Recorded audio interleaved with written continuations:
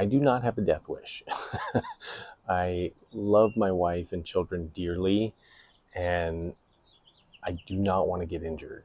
Um, and yet, I feel the pressing need to adapt and to evolve as climate change bears down on us. We cannot, as I said, continue with business as usual, the status quo. We need a fundamental transformation of our way of life on this planet. And we all inherently know this. There's a strong intersection between climate change and social justice issues.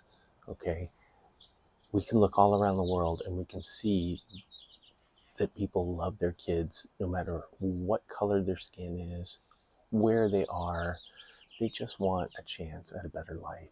And we in the United States have emitted the largest carbon bubble by our lifestyle through the virtue of the way that we live. And it's fantastic. And I'm not faulting us, but it is time for us to make a contribution.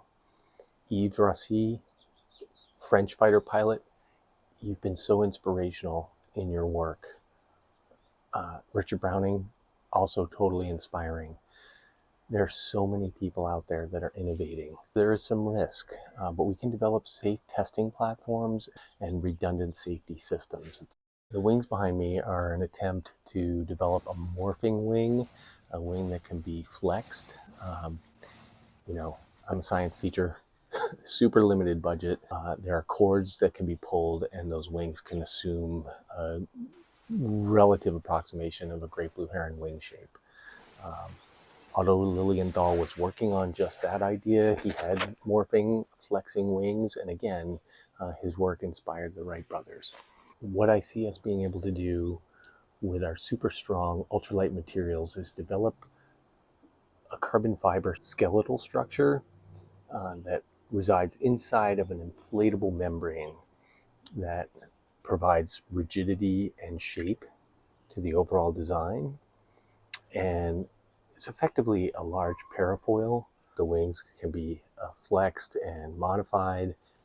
They can be extended and retracted. All this can be tested in a super safe, controlled environment. Imagine, as Otto Lilienthal did, being suspended safely, in our case, from a crane or a large superstructure with a bungee system, so that there's no ability to hit the deck, as it were.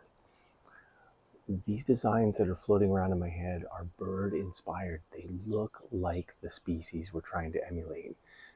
Could be a kingfisher, could be a dipper, could be any number of passerines, birds of prey, you name it. Here I've been in the City of Angels, working as an educator for the last 10 years. We're great at make-believe in Los Angeles. We're fantastic at developing all the imagery that comes out of Hollywood that provides real inspiration for young people. But now we need to actually turn all of that imaginative creativity into something real and tangible that helps us transform our way of life on this planet. What if we could evolve as a species and take to the air and do away with a lot of the infrastructure that's needed to support vehicle traffic?